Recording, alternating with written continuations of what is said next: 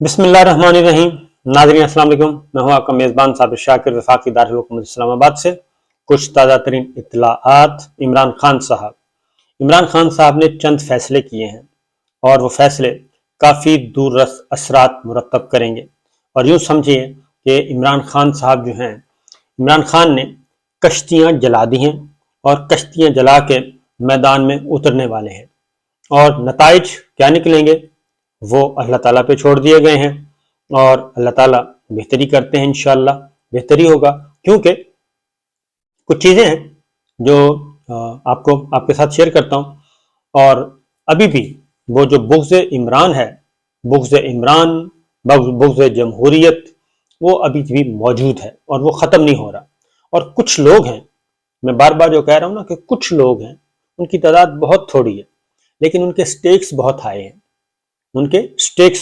ہیں، ان کے مفادات بہت ہائی ہیں، وہ جڑے ہوئے ہیں، انہوں نے ذرا کسا ہوا ہے، شکنجہ کسا ہوا ہے، اور وہ کوشش کر رہے ہیں، وہ لابنگ کر رہے ہیں، وہ کانوں میں باتیں ڈال رہے ہیں، لیکن اس کا اثر جو ہے وہ انشاءاللہ الٹیمیٹلی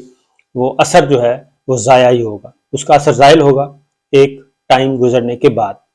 اور جب وہ زائل ہو جائے گا، ابھی تک صرف چیزیں، یہ ضروری نہیں ہوتا کہ کسی آدمی کے سامنے آپ بیٹھ کے چلے جائیں اور جا کے گفتگو شروع کر دیں اور وہ آپ کو چائے بھی پلائے، بسکٹ بھی کھلائے، اٹھ کے بھی ملے، اور اس کو دروازے تک چھوڑنے کے لیے بھی آئے۔ اس کا مطلب یہ ہرگز نہیں ہوتا کہ آپ یہ سمجھیں کہ جناب اس نے بڑی خدمت کی ہے، میری باتیں غور سے سنی ہیں، مسکراتا بھی رہا ہے مجھ سے،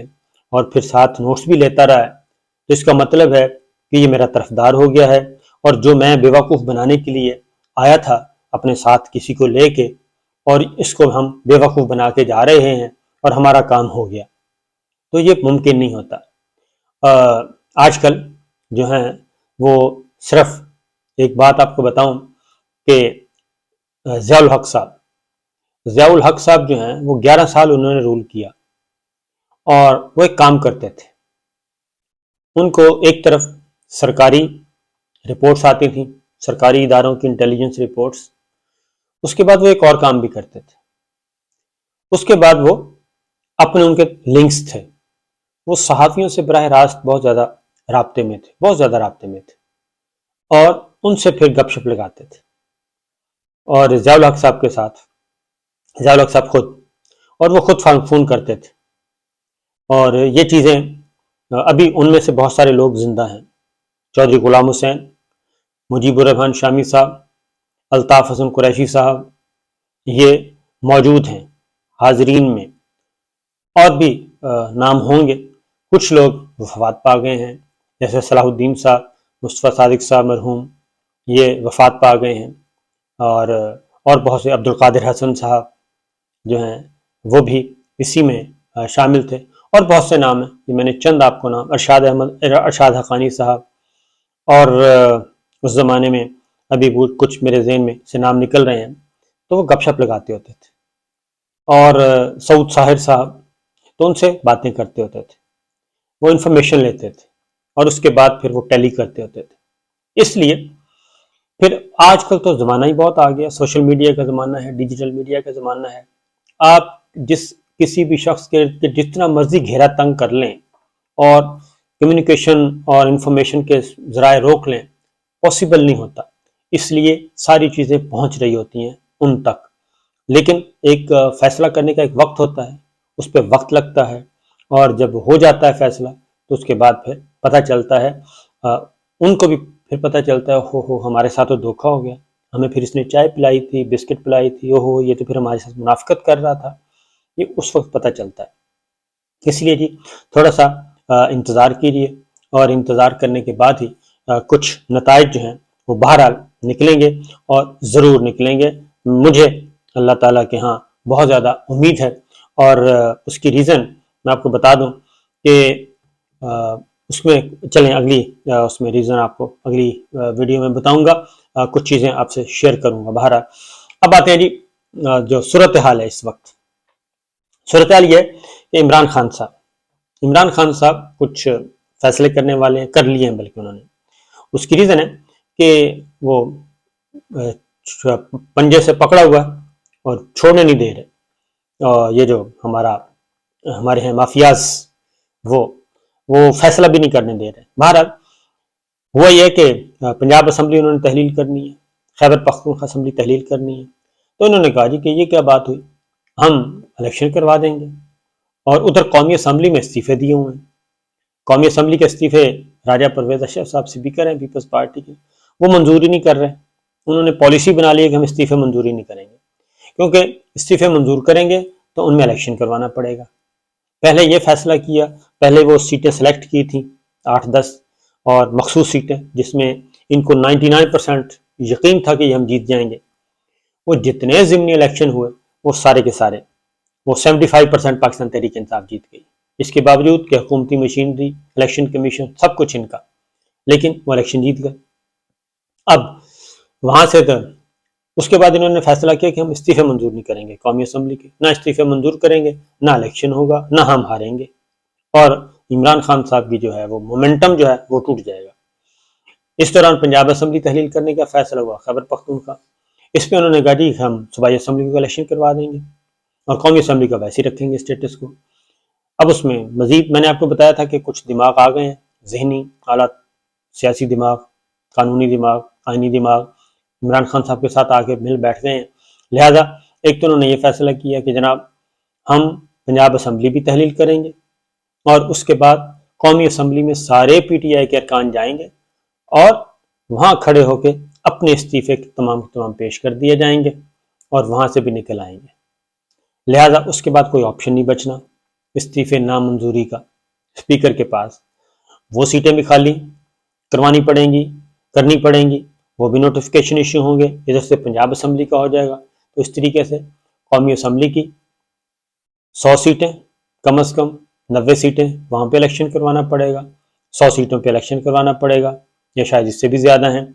और वो लोटे निकाल दें अगर आप। उसके बाद पंजाब असम्बली अगर तहलील होती है तो वो उसके बाद फिर अगला मरहला होगा खैबर पख्तूनख्वा असम्बली का। अब शहबाज शरीफ साहब ने की है मुलाकात गवर्नर पंजाब से मलिक उर रहमान साहब से और उनसे चीज़ें डिस्कस हुई हैं कि अगर समरी आती है तहलील करने की तो उस पर फौरी साइन नहीं करने और सबसे पहले बताना है और फिर हम उस पर हो सकता है लिटिगेशन शुरू कर दें, इस तरह का कोई काम, या उससे पहले कोई तहरीक अदम एतमाद। चौधरी परवेज़ इलाही साहब को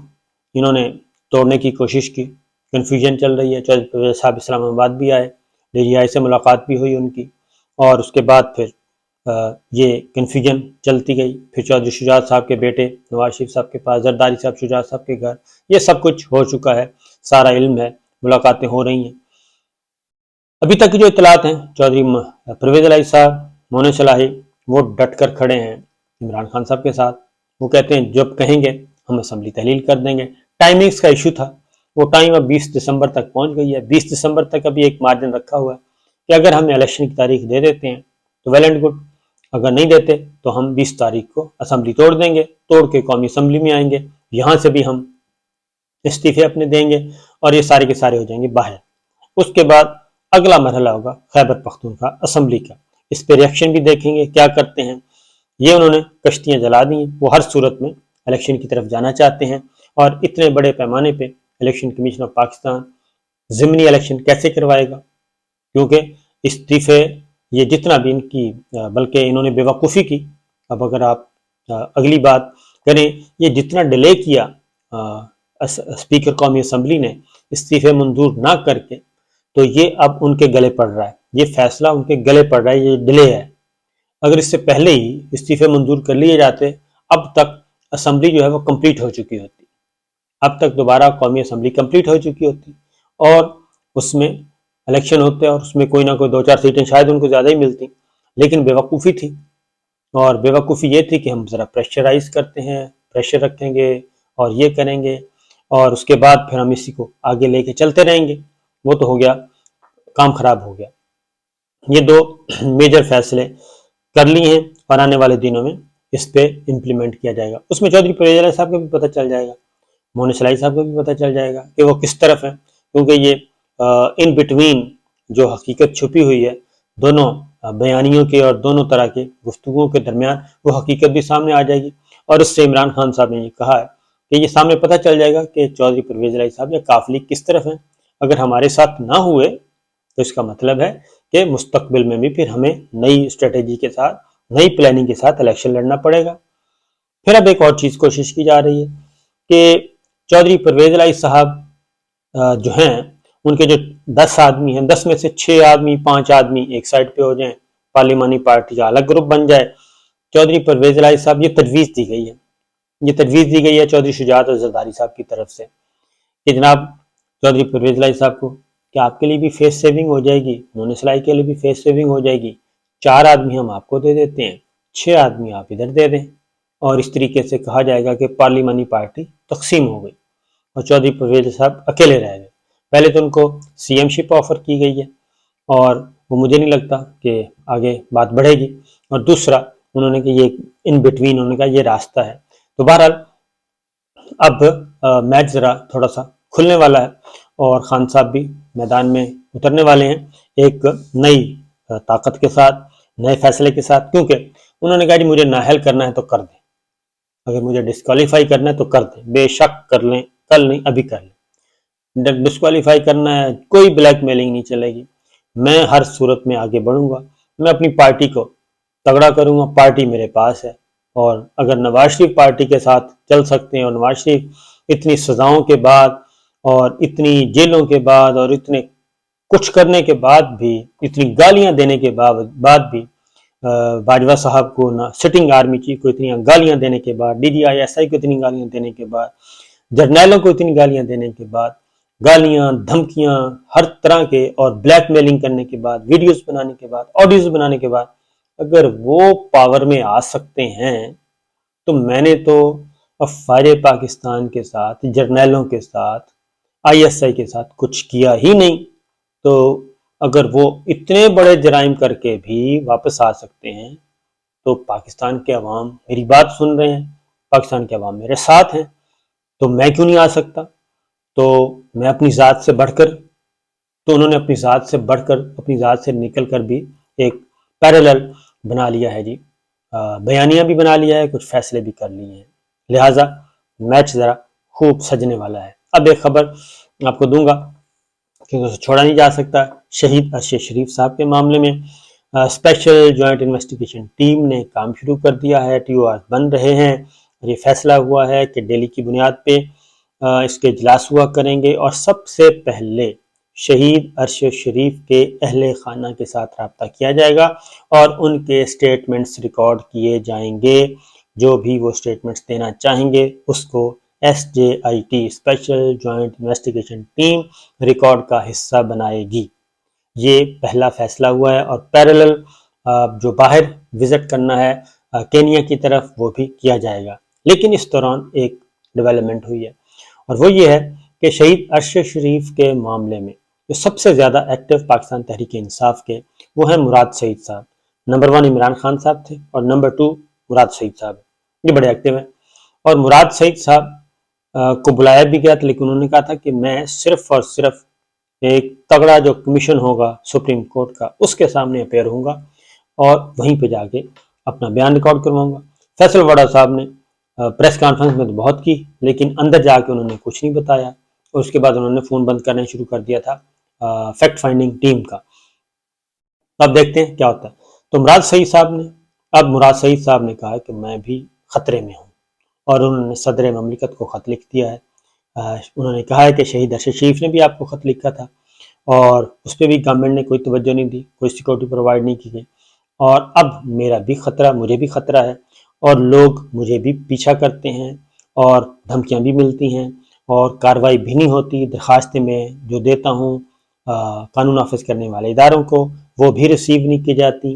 اور لہٰذا میری زندگی کو بھی اتنا ہی خطرہ ہے. اس لیے اس کا نوٹس لیں اور اس پہ صدر مملکت ایکشن لیں، میں آپ کو آگاہ کر رہا ہوں. اور انہوں نے کہا کہ شریف کا معاملہ بھی یہی تھا، اگر ان کا ایکشن لے لیا جاتا تو شاید ایسا نہ ہوتا، ان کو شہید نہ کیا جاتا. اس پہ انہوں نے یہ بھی کہا کہ جولائی میں انہوں نے کہا کہ میں نے بالاکڑ میں جو بدنامی ہو رہی تھی اس پہ آواز اٹھائی، اس پہ بھی مجھے دھمکیاں ملی، پھر مجھے گھر تک محدود کرنے کی کوشش کی گئی، پھر فیملی کو مجھے کئی اور جگہ منتقل کرنا پڑا پھر فیملی کو دھمکیاں دیں، مجھے جان سے مارنے کی دھمکیاں دیں، اور یہاں تک کہ مقامی پولیس جو ہے وہ اپلیکیشن بھی وصول نہیں کرتی تھی۔ تو اس لیے اب انہوں نے کہا کہ اب پھر وہی سلسلہ شروع ہو گیا ہے، اور مجھے حکام کی جانب سے بار بار بتایا گیا کہ میری جان کو خطرہ ہے، اور اس لیے جناب صدر آپ سربراہ ریاست ہیں، اور اس لیے امید کرتا ہوں کہ ارشد شریف کے خط کے بعد میرے ساتھ وہ غفلت نہ دہرائی جائے، اور یہ چیز انہوں نے بتا دیا ہے، اور انہوں نے کہا کہ یہ کون لوگ ہیں، اور مجھے بتایا جائے کہ یہ کون لوگ ہیں اور یہ ایسا کیوں کر رہے ہیں۔ تو یہ پیرل چل رہی ہیں جی چیزیں۔ اجازت دیجیے، اللہ حافظ۔